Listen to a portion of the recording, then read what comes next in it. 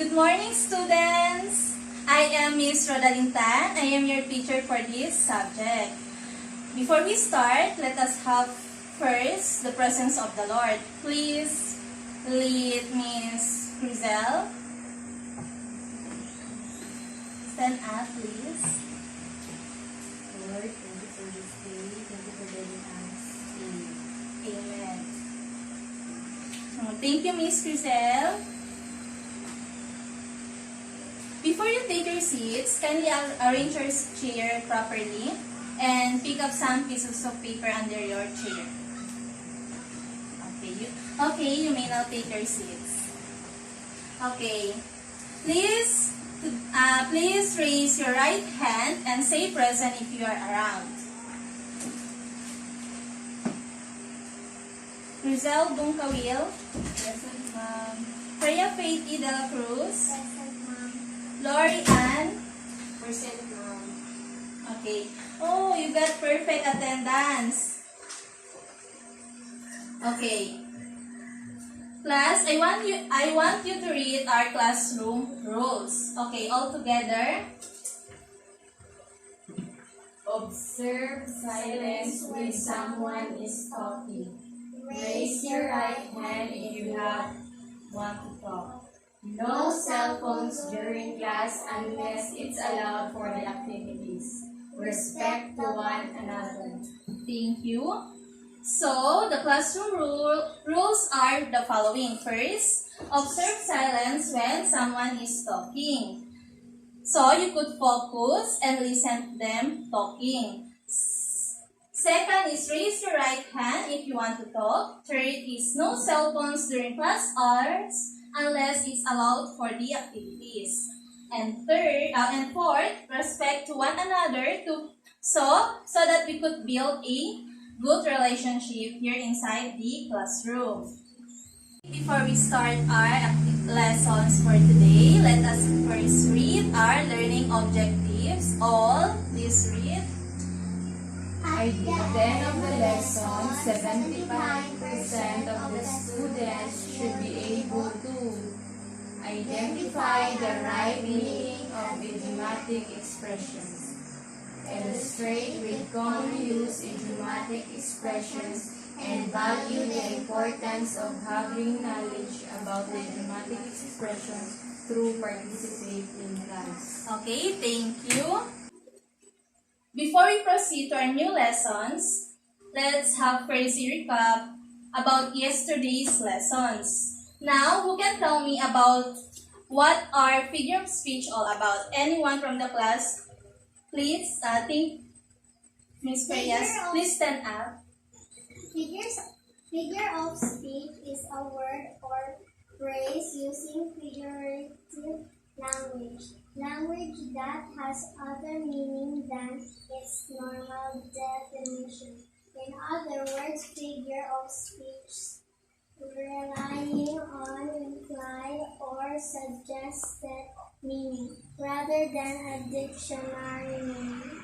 Yes, very well said, Ms. Frey. You may take your seats. So, thank you. So, figure of speech is a language that has other meaning than its normal definition. In other words, figure of speech is relying on implied or suggested meaning rather than a dictionary definition.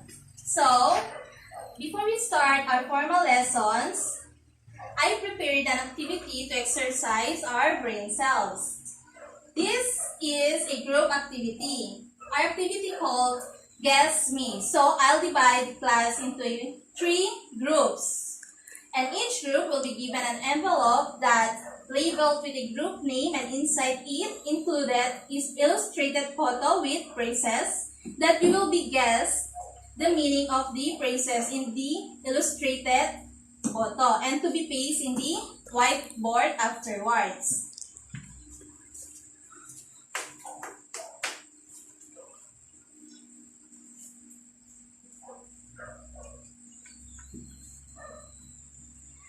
So, group 1 received Yes, ma'am. what?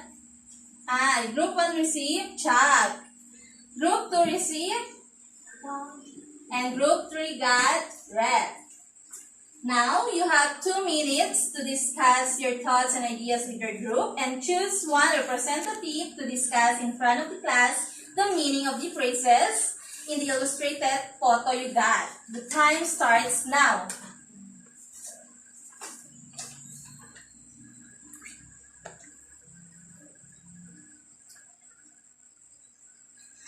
Time's up. Kindly paste your illustrated photo and your group name in the whiteboard. Okay, red group, what did you got? Can you please go in front here?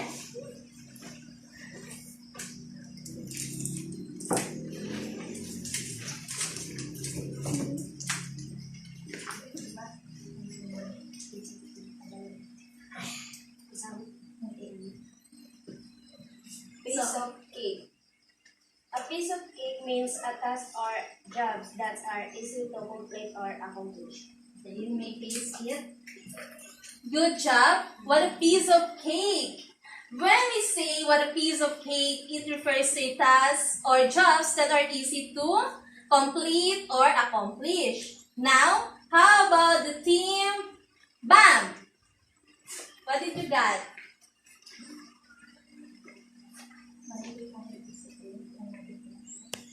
So you got, what is it? Keep your chin up. What does it mean? Keep your chin up means showing support to you. Wow, thank you. You may paste it. Go.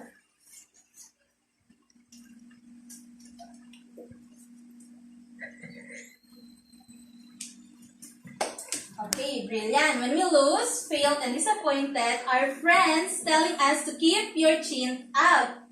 It means that they are here with us and support us. How about the chat group? What did you got? So, blow off steam. This means that to doing something such as exercising to get rid of this stress. Wow, very well said, Miss Grizel. If you're feeling angry, stressed, or experiencing some strong feelings and you want to get rid of them to feel better again, you will blow off steam by doing something such as exercising to get rid of the stress. Thank you everyone for your cooperation and participation in this activity. Let's give a big hand to ourselves.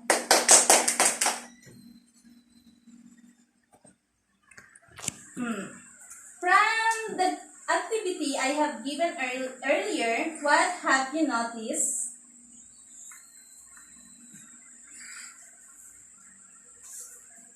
So we've noticed. Please stand up. So we've noticed that we identify the meaning of the phrases in the illustrated photo, which it does not draw its meaning from the words used in the expression, but rather different meaning on its own.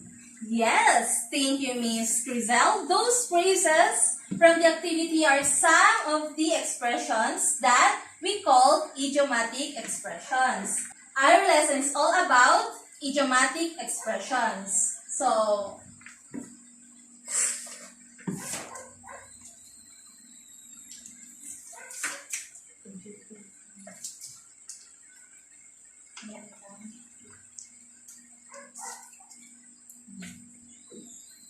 idiomatic expression, please read Miss Lori. An idiom or idiomatic expressions is a figure of speech that means something different than a literal translation of the words that would lead one to believe.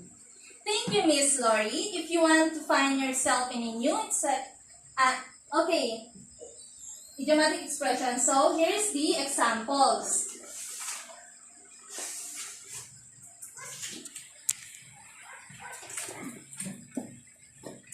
Please read Miss Grizel. Example, find your feet. It is impossible to lose your feet. They're attached to your body. So, what does it mean when somebody says they're trying to find their feet? So, it is mean that you're still adjusting and getting used to the new environment. Okay. Thank you, Miss Grizel. If you find yourself in a new situation, for example, living in a new country and having to get used to the new college, you could say, I'm still finding my feet. which means that you're still adjusting and getting used to the new environment. There are a lot of idiomatic expressions which are food idioms, body idioms, animal idioms, and etc. Can somebody give me an example of idiomatic expressions?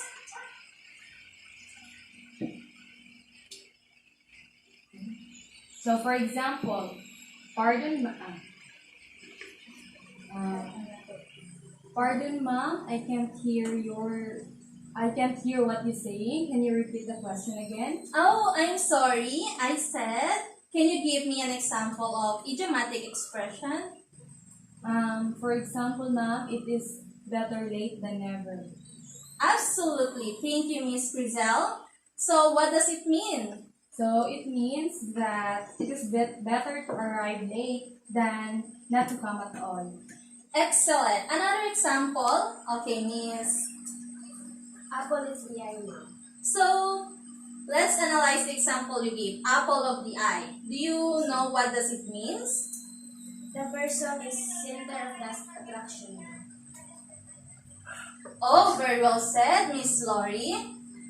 Now, I will show you some more examples of idiomatic expressions.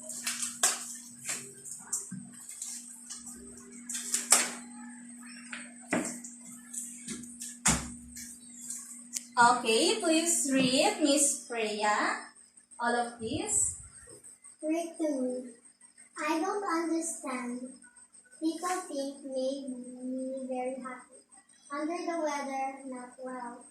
Face the music to accept responsibility for something. Eat like a bird to eat very little. Eat like a horse to eat large amount of food. Up.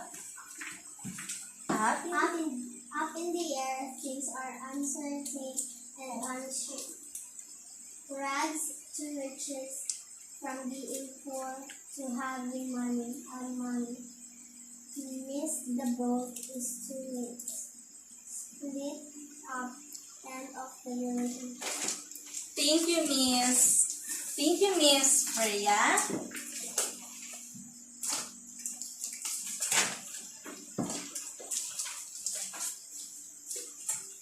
Now, you know what is idiomatic expressions. Can you tell us the advantages and disadvantages of using it in an example of conversation? Okay, Miss Lori.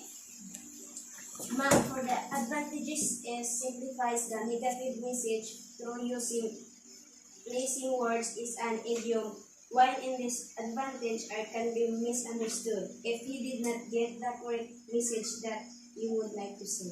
Wonderful, Miss Lori. Now you knew the advantages and disadvantages of the idiomatic expression. So, let us have an activity with the same group earlier.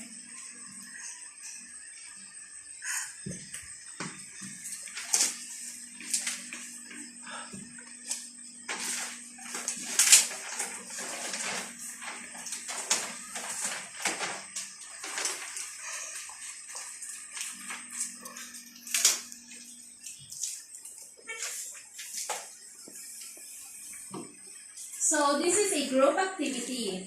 So the direction is draw from the given examples of idiomatic expression and use in it the following conversation. Okay, group 1, you got telephone conversation.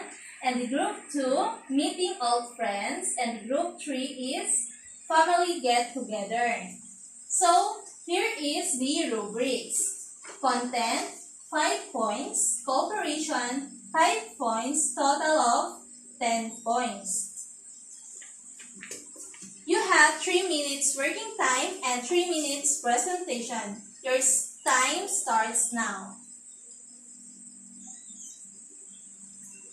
After the group presentation, you'll be given an individual activity to answer.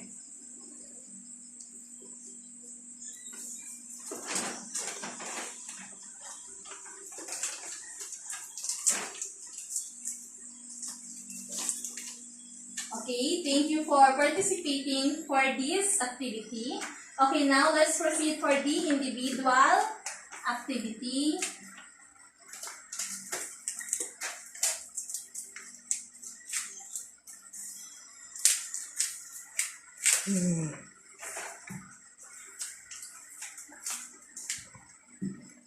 Freya Faye, please read the instruction.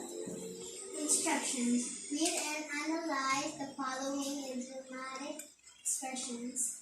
In a column A, and choose the correct answer in a column B and place the answer before the numbers. Thank you, Miss Freya. So please take 1/2 sheet of paper and ball pen.